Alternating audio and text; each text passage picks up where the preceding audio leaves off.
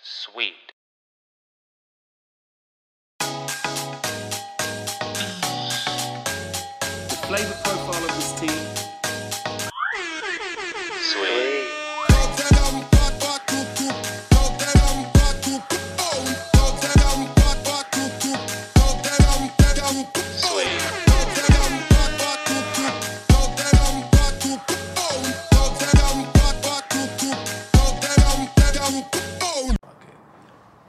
What's up, everybody, and welcome back to Sweet the Podcast. This is me, your boy, your host, Will the Third, with someone special, pretty much as a co-host, because this is a crossover episode, Xir Oya Ra. Hello, everyone. I am Xir Oya Ra of Mount St. Oya, and we are coming out with our own podcast. But I wanted to make sure that I blessed my predecessor in the arena, Will, because he's been so kind and so sweet and sharing so much knowledge with me and helping me build. So I'm here to show up for y'all. Please show up, because you know you're one of my highest viewed episodes and listened to. Oh. So I'm glad to be here in person with you, so you can teach the kids. And what we're teaching today is something based off the hit Marvel series WandaVision. You know, WandaVision. Yes, and so like, if anybody, this is spoiler alert right now. Oh, please, yes. This is not for anyone who hasn't already seen WandaVision. And if you haven't seen it, what the fuck are you doing? And if you haven't seen it, you should watch it before you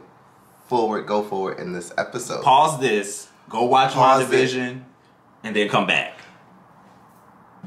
Go ahead and binge it, because we're going to focus on the last 3 episodes. Yeah, we finna blow this shit wide open. Let's do it. Cool, so I hope y'all ready for this guide to shadow work. We're gonna get into what shadow work is, all the things, and I can't wait for us to get into it. Let's go!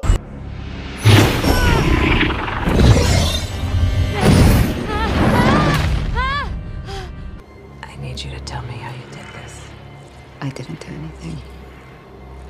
I'm not. So much trauma. And yet, you were safe as kittens the whole time. So what I see here is a baby witch, obsessed with sitcoms and years of therapy ahead of her. Doesn't explain your recent hijinks. Where'd you get the big guns, Wanda? All right, so y'all wanna know what shadow work is, how WandaVision relates to it, but first, again, we need to tell y'all what shadow work is, because not everybody knows what shadow work means. Yes, so shadow work is something that I don't feel like I heard until I was about 28 in life. Sounds about around the age for me. I wish I had heard it sooner, but then again, also Saturn's return doesn't happen until about 27, so it might not have even sunk in to, if it was, things Happen when they're supposed to happen. They happen when they're supposed to happen, and you get it when you're supposed to get it. So that's first. Let's put that out there. I'm also put out here, I am not a psychologist. I am not a licensed therapist either. This is based off of personal experience, successes. I've also had case studies where I've worked with people who went through shadow work and had to go. And I was their Monica Rambeau, but we'll get back to that later. So this is all tried and true, experienced things that we're relaying back to you. That rhymed. Yes. And so I want to go ahead and preface that. If anything beyond, this is just about shadow work. This is just about some self-improvement work. Self-work. Self-work. Self-love, even. Yes. Self-tough love. How about that? Because that's where this shit gets real. Okay, so let's just get into it with shadow work. Shadow work. Got a question for you. I'm gonna give you 3 questions, and there's more questions, but I'm gonna give you 3, and then we can see. You might have a gauge from there on whether or not you may need to do some shadow work. Let's hit it. Do you find that your intentions malign with your impact? Oh, you meant one thing, but the people received something a little different, or a little tweaked, or not in a way that you expected it? Might need to do shadow work. Really? That make me need to do shadow work? Maybe. Do you find yourself hurting yourself and or other people inadvertently and unintentionally? Will that make me need to do some shadow That may work? possibly be an indicator that you need to do some shadow work. I thought, you know what, I had 3 questions, but I think I got 4. Fourth one just came to my mind. Yes, come on. Are you struggling to find and or keep sight of your purpose? Oh, shit. Now, damn. Well, it seems like I have some more shadow work to do. Okay. Oh, it's shaking the table already. Let's go. I'm sorry. But I'm gonna have to be, it's just gonna be straightforward. I will also say shadow work is not for the faint. It can be pretty daunting. But the joy is in the work. The joy is in the work. And how you're gonna come out on the other end of it. Darn it! I forgot my 4th question that fast. That's why I wrote them down. See, but that 4th one was. It was floating around. I thought that was the 4th one you threw in. No, there. that was the 3rd one. Okay, so the 4th one's gonna come back. It'll come back. We'll come back. all of this, guys, the shadow work with those 3 and the 4th that's floating out there that will be back. It will be back. We can definitely throw this bitch in. Oh, I remember. Yes! Just that quick. This is kind of a blanket. You ready? A hit dog holler. If you've ever experienced trauma in your life, that may be indicative that you need to do some shadow work. Damn, that's everybody. Everybody. It is everybody. It is absolutely everybody. So this is going to be good for everyone to watch, for everyone to take notes, to do some self-reflection, self-improvement, self-love. Inflection. Love that word. Journaling. Get your journals. Look. Whatever means necessary to help you process through said feelings and emotions. I'll also be giving out probably some suggestions on some reading material to help you in the process leading up to the shadow work, because you gotta know what's going on in your brain, and you can read about that from licensed therapists and psychologists, and then move into the shadow work. It may be useful for you to have a therapist already on deck if you're going to pursue shadow work because you may need to bounce some things off of somebody, and you don't want to bleed on your friends and family. That's not cool, They don't want to hear that shit most of the time. You don't want to dour.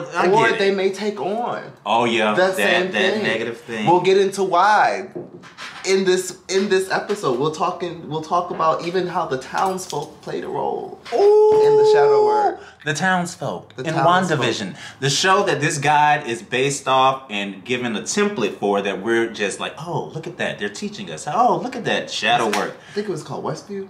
Westview. Is it Westview? It was Westview, the place that didn't exist. Because Eastview was the real place place that they made up. Eastview was the real place. Oh. Westview was the place that. That's neither here nor there. The facts, what we got to talk about, period, is solid. So let's get into the shadow work and relating it to WandaVision. WandaVision.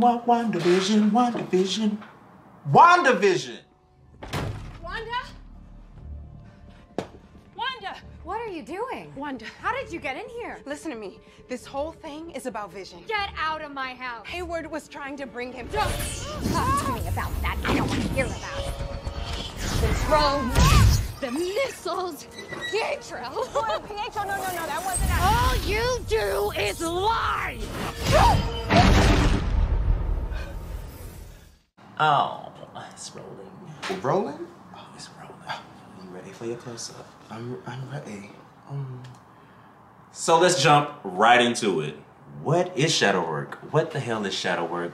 We need to explain it to you before we try to tell you how to do it and apply it to your life.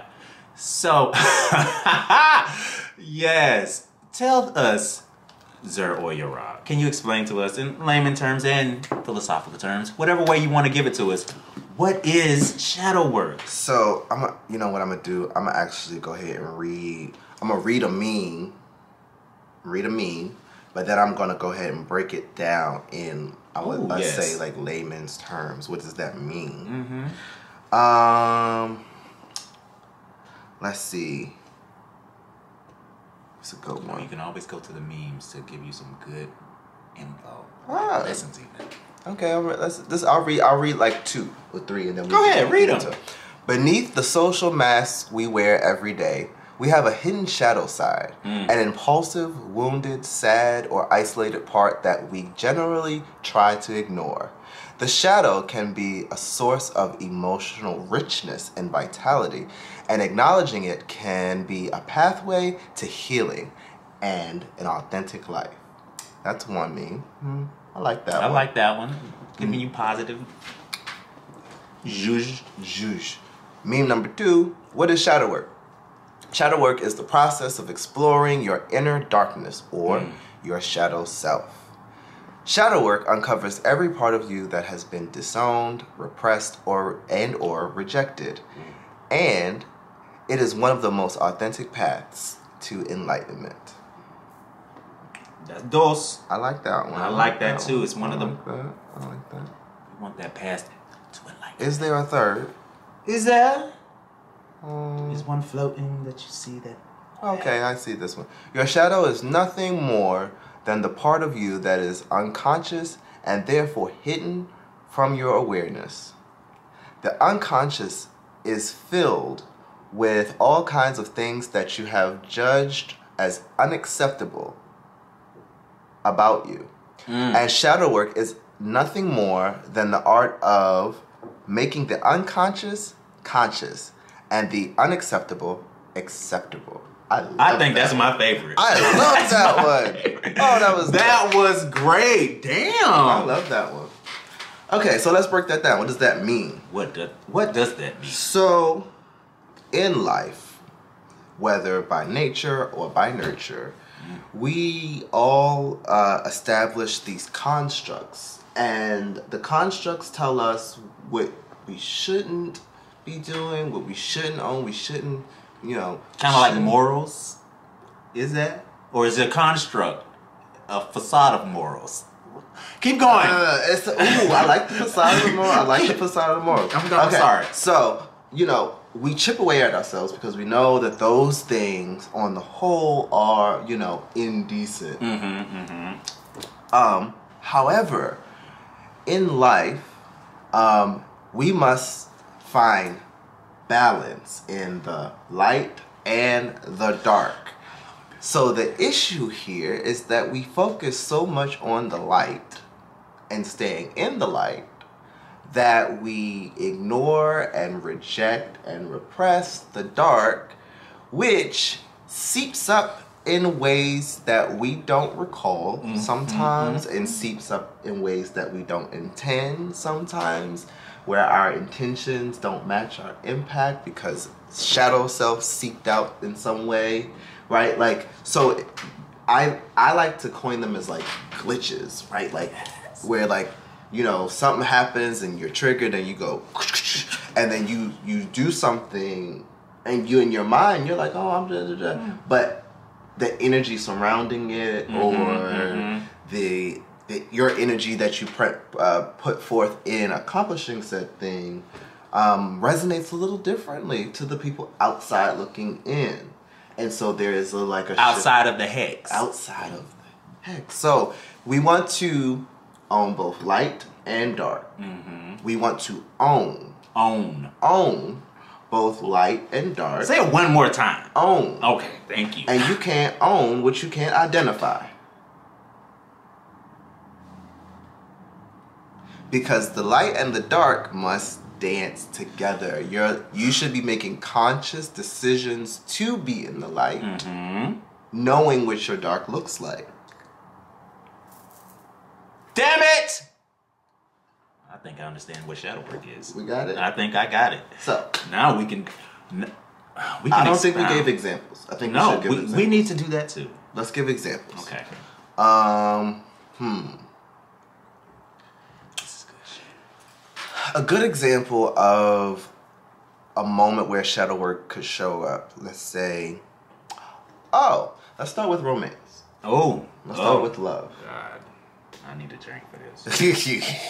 So, if you find yourself sometimes choosing the same type of person, same type of toxic person every time, and or you find yourself being the toxic person or being told that you're the toxic person, I've been that too. repeatedly, that may be a space for shadow work. Why? So let's say how you choose your romantic partner may be based on or screamed through some previous trauma. If let's say you have repressed said trauma, and we call it cognitive dissonance, where you don't connect the two, and you continue to choose things that you ultimately unconsciously know are going to hurt you, but you go for the packaging anyway.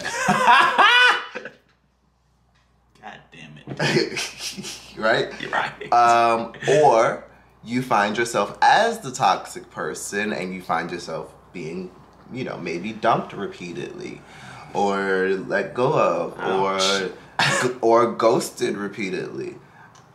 It could be both ends of the spectrum. Either side, right? And maybe that, and you don't, but ultimately you don't want to be alone. Nobody, I won't make a generalization that says nobody wants to be alone. But most one needs a friend, right? But if you find yourself not wanting to be alone, but also not being able to keep people around, that may be indicative that you need to do shadow work. Oh, another place. If you can't keep a job, I'm finna go. No, what? Okay. I'm just saying. This is real shit. Because your employers may be getting energy or vibes from you that you don't intend. Because you have repressed so many parts of yourself. I'm gonna tell you when the first time, in hindsight is 2020, first time somebody told me about myself that I can remember was in college. And I was about to come out. I was coming out publicly, but not to my family. There we go. It's two different Very things. much too different. And I remember that there was this girl, I want to say her name was Michelle, and we were in student government together, and we did all the student. Anyway, I started like coming out slowly, and then we were sitting all in one of the counselor's offices, and she says, "So you're out? Are you out? Are you coming out?" She was like, I was like, "Yeah, well, I mean, I'm telling people who I get." She was like, "I could tell because something changed with you." She was like, I actually didn't like you." She was like, "Because you seem to have always had a chip on your shoulder." And that was the first time I was like, "Oh shit." And you didn't. And I didn't realize that I was impacting people around me in the way that I was, but I was carrying the chip of like hiding and being in the closet and not owning parts of, like, that was a huge part of myself that I wasn't owning, and it was, therefore I had something to prove. I had to make sure that I was doing something to hide what I wanted to hide. I had to make sure, whether it was positive, oh, I'm a big philanthropist, or oh, I'm gonna throw this party, oh, I'm gonna be a socialite, but then like I'm running from the true self. And I was being the socialite, and I was throwing the parties, but I was not true. I was not authentic, and it showed. And you had a chip on your shoulder. And I had a chip on my shoulder. That's my own. That was one. That was just one. That was one. And then fast forward to just about last year. You guys are kind of sort of getting a debut of one of my favorite expressions that I have had repressed. Many people don't know, but I'm a home makeup artist. I've been a makeup artist for about 7 years. But I actually had a thing against wearing makeup because I was AMAB, assigned male at birth, and I knew I was supposed to walk this way and talk this way, and I got my hand smacked if it was broken when I was a child. All these things I was repressing. All these shaved away things. And as recently as last year, I had someone tell me that they responded more to divine feminine energy. And I was like, well, what I've been doing for the past year and a half? Oh, shit, I could have just been doing it. Mm-hmm. Y'all, I could have been this a long time ago. But anyway, long story short, I am presenting this way because I'm confident in presenting this way because I've done the shadow work around ownership of disavowing my toxic masculinity on a steady basis, on a regular basis, of both internalized and external. And then also embracing the divine feminine. Because I need both. I need harmony. You need for the fullness. Well, we won't. That's a whole nother thing. But it's not because shadow work shows up in so much. You can apply this, and once we get to WandaVision, you'll kind of be able to like see and transplant a model onto who you are in a situation. Whether you are Wanda living in your trauma, or whether you are Monica Rambeau coming to be the guiding light.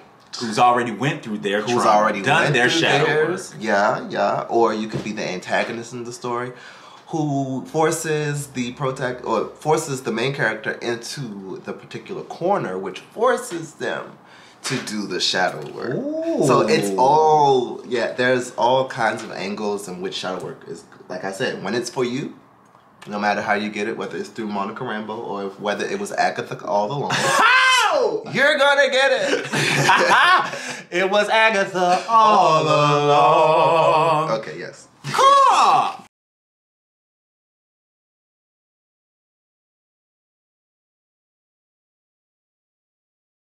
So, if you would turn with me to the time signature according to WandaVision, Season 1, Episode 7, time marker 23:15.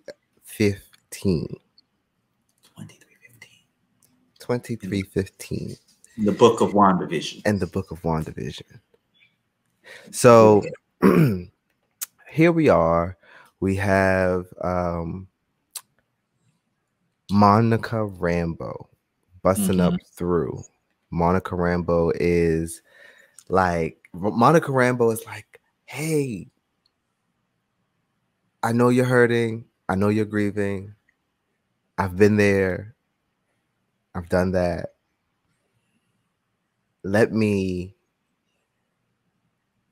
Don't prove yourself to be the monster that they're making you out to be. Let me walk you through this. Like, let me take you this route so that you are healing properly. Now, this is also at, let's say, marker 24 minutes and 20 seconds when we first see Agatha. Not first see Agatha, but when we see Agatha peering through the blinds, and then she comes and she intervenes because Monica is up to some good and Agatha is up to no good. Monica's in the way, right? Go ahead. And you had a term for the Agathas like that. You call them what? White wolves or white? Oh, we didn't get there yet. Oh, I'm sorry. It's fine. I got you. So we got Agatha, and so Monica Rambeau's job is, showing Wanda the light, shedding the light on the trauma, right? So shadow work. We just finished talking about shadow work. Shadow work is typically, built up just like ego of trauma responses and things that like how we've girded ourselves up because of something making us feel a way prior, like some emotional response that we had prior. So Agatha reveals herself as the white wolf that she is, the white wolf in sheep's clothing. They appear with charisma and a maternal embrace. They are manipulating the vulnerability of our main character here. So, it's really interesting because what we realize is, well, what we realize coming in, or what we're starting to realize in this, is that Wanda has begun to, create this reality. Like now it's starting to fall apart, and like she's not understanding why. It's glitching. It's glitching. There's glitching happening. So, not to get ahead of myself, we have Agatha come. Agatha to come and whisk Wanda away, where Agatha was supposed to be watching the kids, right? So like Agatha's all up in the business. You really want Agatha, like you think Agatha is your friend. Whole time, Agatha gets her in the house, and first thing that Wanda notices is, where are my children? Where are the twins? Where are the twins? So she says, oh, they're downstairs. They're downstairs running around. Okay, cool. So we're going to go downstairs. Well, they go downstairs, which turns out to be a trap. Agatha has like cast runes that allow only her to use her magic. Now, this is where we get to see all of the juicy stuff, right? So as I was saying, that it kind of doesn't matter how you get it, whether it's through Monica Rambeau or through Agatha all along, life is going to give it to you how it gives it to you. Yes. And how you are willing to receive it. If you're receiving it through a lens of trauma, it might not be as easy, right? And so unfortunately for Wanda is the main character in trauma entertainment porn.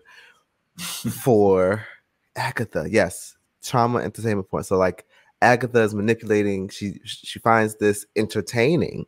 Like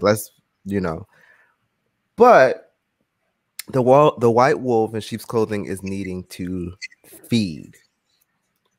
What is she needing to feed on? She's needing to feed on power and influence and a sense of purpose.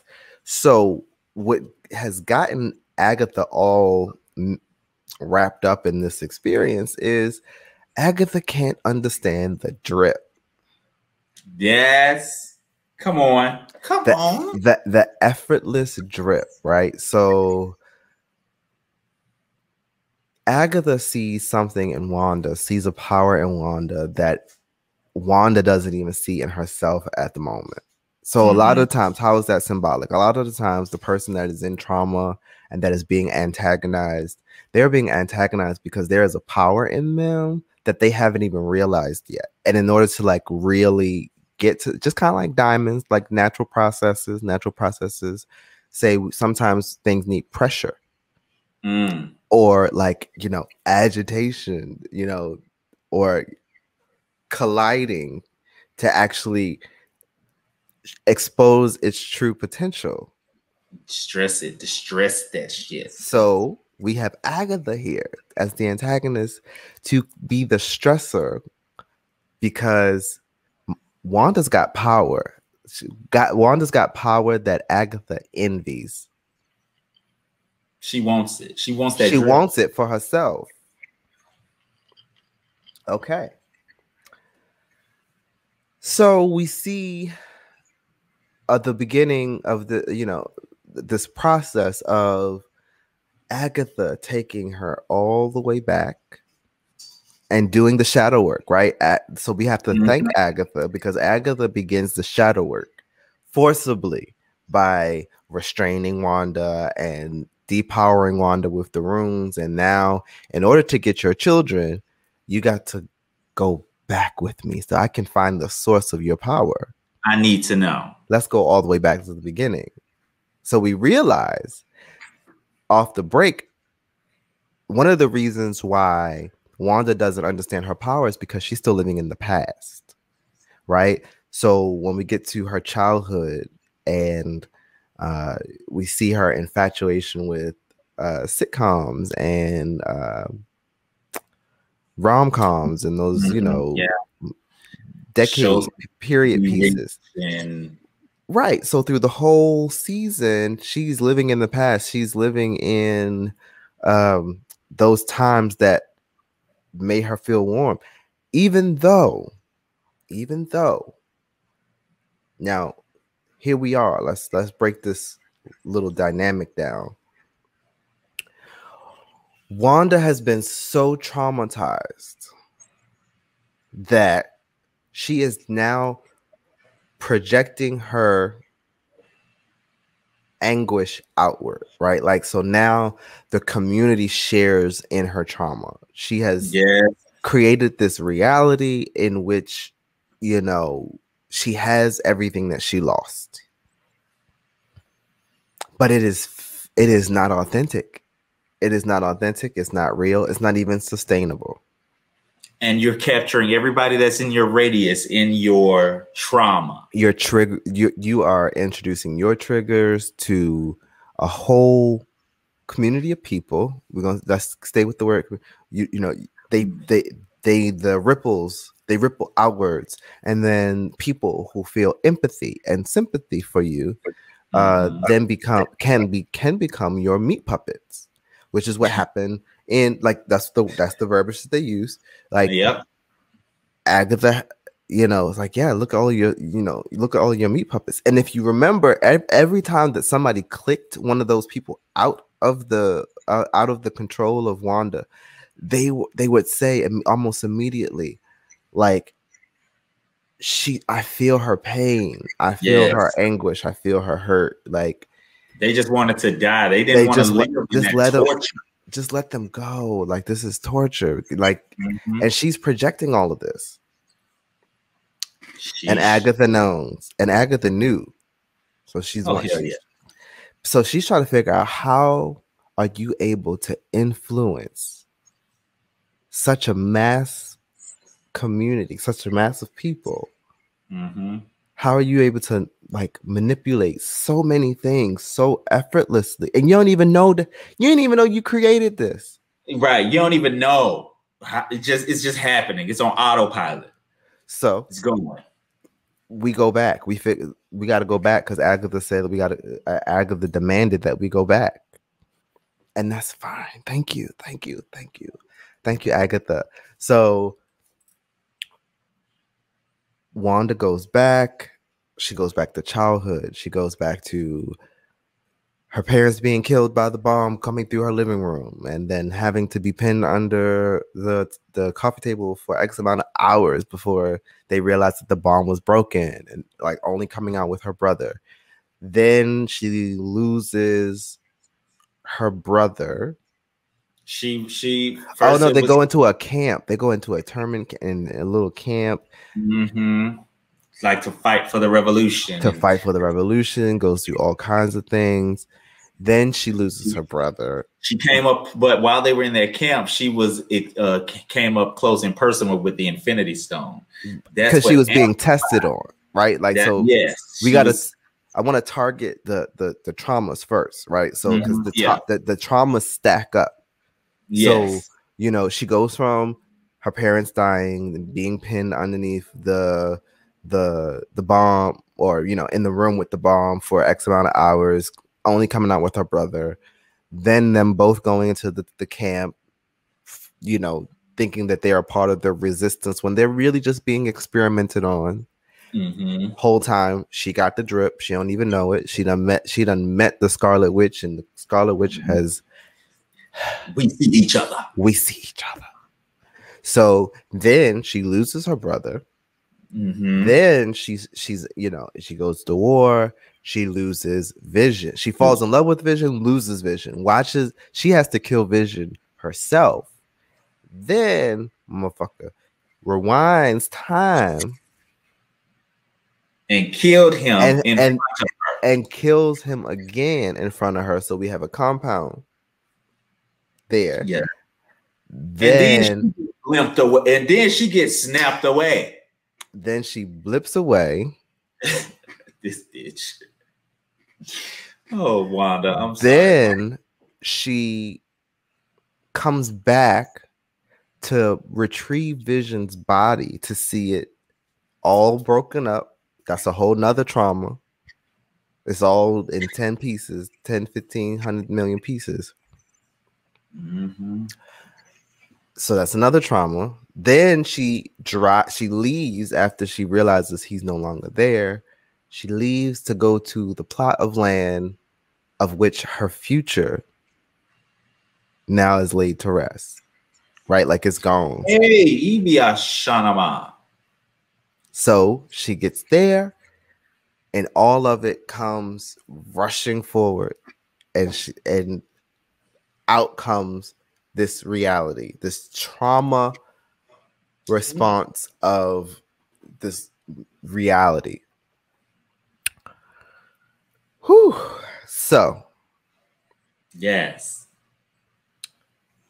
there are 4 modules that I kind of think through when I think of like shadow work, right? Mm-hmm. That is accept, release, empower, and fortify. Accept the trauma Accept it and its impact on your life. and the impact. Release, making conscious severed ties. Empower, which means stepping into your power. And then fortify, which is pretty much learning well so that you're not revisiting Learn well. Learn well.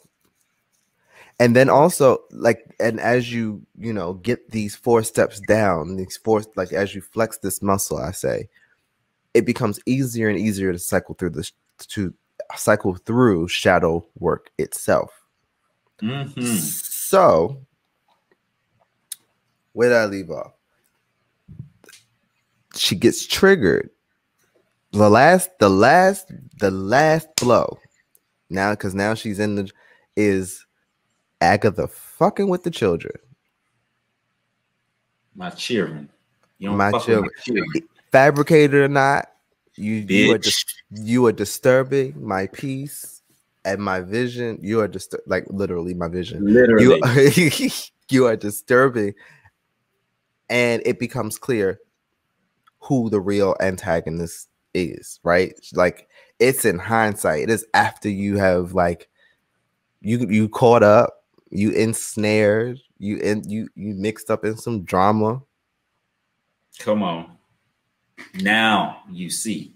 Now you see that you have created this reality of people not like you have created this reality of people leaving without just cause. You have created this reality of re-traumatizing yourself. You built all this up for you to have to lose it again.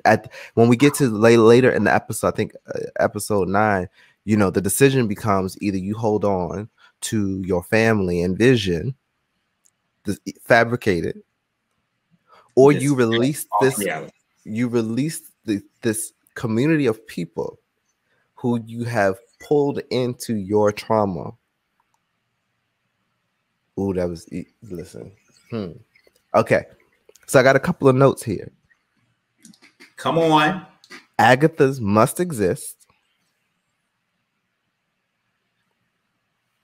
They definitely do. You need Agathas them. must exist because their job is a catalyst. Do you see? If without Agatha, do you think we ever would have reached the level of Without Wanda? somebody agitating us, we get complacent, we get comfortable. And like I said, it could have been Monica Rambeau or it could have been Agatha. But the beautiful part is because Monica was of her pure intentions, Monica wound up getting superpowers of her own. So that is another space, right, in the shadow work process. So people who have done shadow work and who are willing to take other people and guide them, they fine tune and hone their spirit, and they fine tune and hone their craft. And the next thing you know, they've got quote unquote superpowers. Right? Superpower. Monica's can be mistaken as Agatha's just based on the perception and the lens. Right? Like Wanda saw Monica as the person who was disturbing the peace. Right. Because Agatha was playing along in playing that along as the puppets, one of the puppets in. She was. Monica wasn't playing none of that, and then when she was playing, she had to break out. Like, wait the fuck a minute, hold on, no. And so, how we know the we sometimes we won't know the difference between Agatha and Monica until we are in the thick of some things, and the pressure is on, and who's still there versus who is just who's going to be there. Will you be there? Knowing that they can't take your power anymore, but once they realize that they can't take it, that it's still there. Oh.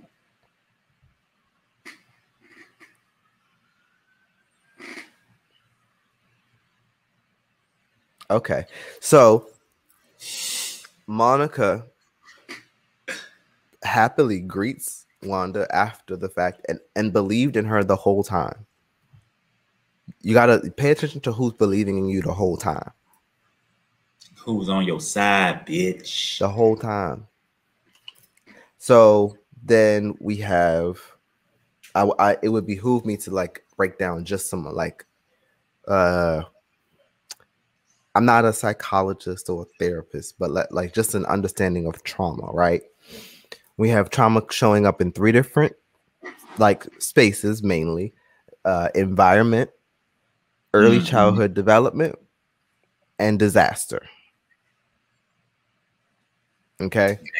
So then disaster could be like death or, a tornado, of course, natural disaster.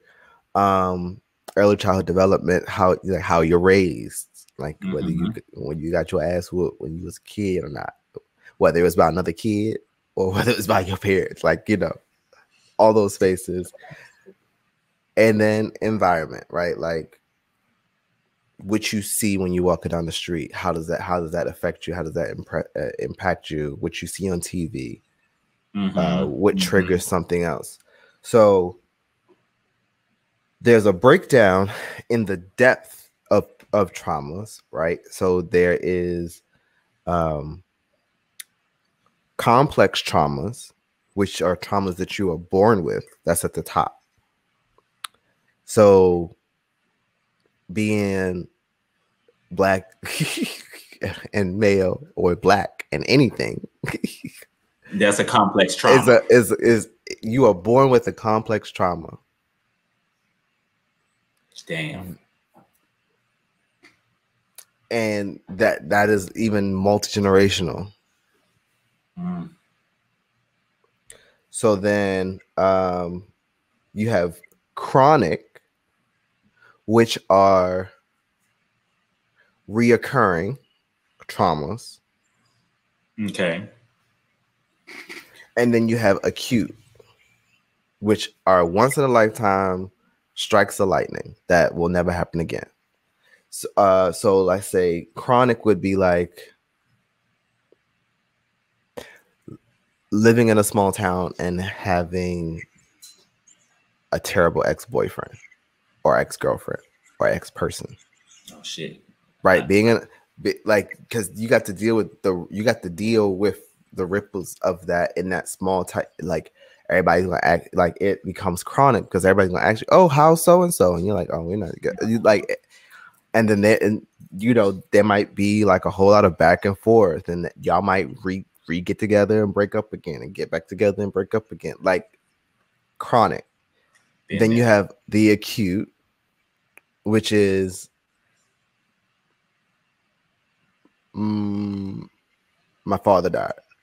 So acute can be really acute, even though it's once in a lifetime, it can actually be really, really impactful. Major. and once you reoccurring.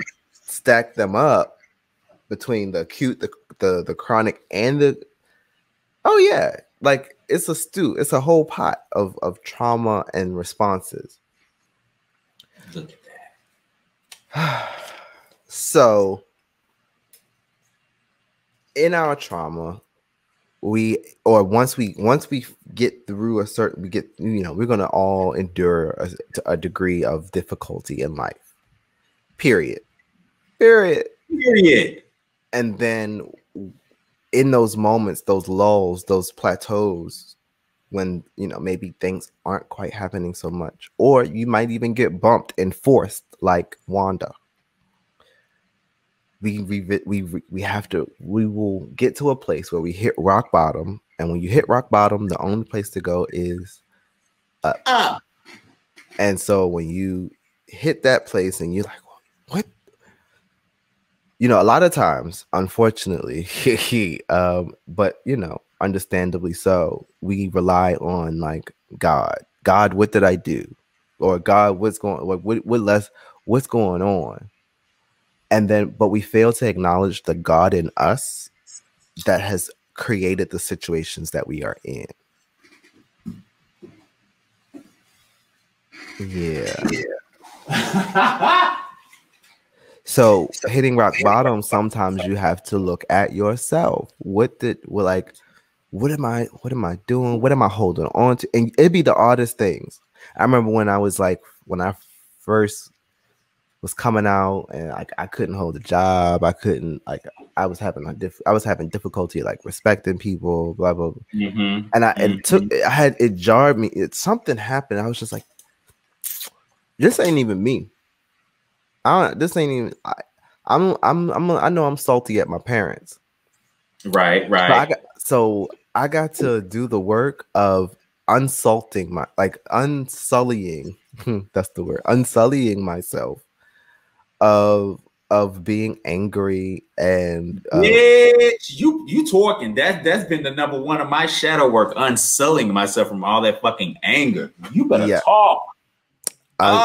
Undoing the anger, undoing like the agitation, the irritation, because it was permeating off of me, and nothing was going right. I was losing jobs. I wasn't keeping jobs. Like, it fucks up your relationship. And you don't even think that the two are connected. But like, I remember starting to make conscious choices to be like, you know what, I'm not carrying this into the next year. So like right before New Year's, I was like, Mom, so now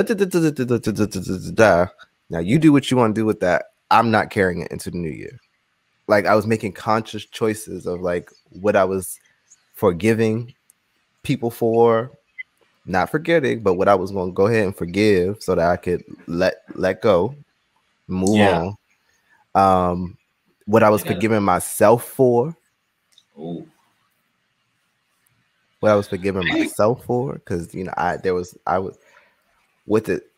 what grief was I carrying, or what blame? Like, I was blaming. What was I blaming myself for? What was I holding on to? The word that came to me was condemnation. What am I condemning? What am I condemning myself for? And of course, a lot of that is also rooted in shame. So you have to do a lot of unshaming work, right? Living outside of the matrix, like, yes, that unapologeticness. I'm sorry. Yeah, it's just, and then eventually you find your genuine center, your genuine core. Not that things, won't still come your way, but you will have flexed the shadow work muscle enough that the process doesn't take quite as long. Yes. Right. And then like you can become this magnet, like, and then you move into flow state when all the right people are around you and your head is on straight and you ain't got nothing to pull, no drama pulling you this way and that way, nothing but space and bandwidth to focus. And then when something happens, you go ahead and curve it Get back on assignment. You know, nothing interrupts your flow. But and before I'm not gonna get ahead of myself. The flow state is a whole other conversation.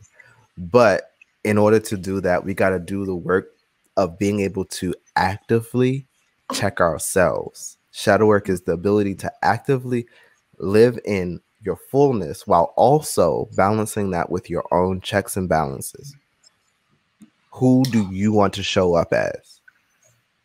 You can either be the monster that they are making you out to be, or you can go back to the beginning if you need to.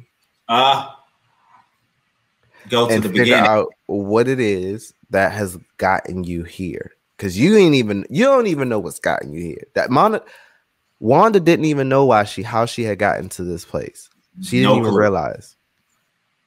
She repressed that shit so much, and yet it manifested itself through just through all her up life. all up and out of her heart, out of her grieving heart. What is manifestation, right? When your thoughts and your emotions align into action, that becomes your reality. Positive or negative. Either or. It's yours. It's like literally like you have the pen. And that's the scary part. Shadow work. Some people might not hear shadow work. Some people will hear shadow work early. You might hear shadow work at 25, 20, 23, 20. Truthfully, there are some people who won't get it until Jupiter's return. Saturn's return. 27. Right? Like around 26, 27. Until then. It was there for me. It was definitely 27, 28-ish. Now I remember starting to pick up the lessons from my parents like around 25. Like when I started like, oh damn, mom was right. Oh damn, daddy was right. Like that started happening around 24, 25, 26. But about 27, it was 20. I was like, oh, okay. 27, cool. I was consciously aware, like I was holding on to these things, but I still wasn't ready to let them go. Like I still wanted to blame, like, bitch, it wasn't my fault they treated me like this, but I was, and then it's just all letting people live rent free in your head. I do that a lot. I'm over occupied. It's too much. They're living rent free. Kick them out. Kick them out. Get out. Well, this was quite the lovely discussion about the shadow work and how it pertains to WandaVision, episode 7, 8, and 9. Yes, please. If y'all have not checked out WandaVision, do so. It's on Disney Plus, Marvel Studios, of course. And there should be more. After this, I do have a little clip of when me and Oya were together in DC. We did do this before, but technical difficulties on my end, and I fumbled the ball too on that. But shit happens. But here we go. Oya, tell the people where to follow you and all the things and all the places. In doing so, I'm going to give you the entire screen. What's up, folks? I am Xir Oya. I'm giddy because I got a new microphone. But no, I'm Xir Oya, and you can reach me on Instagram at mount.saintoya. You can reach me on Facebook under Xir Oya, XI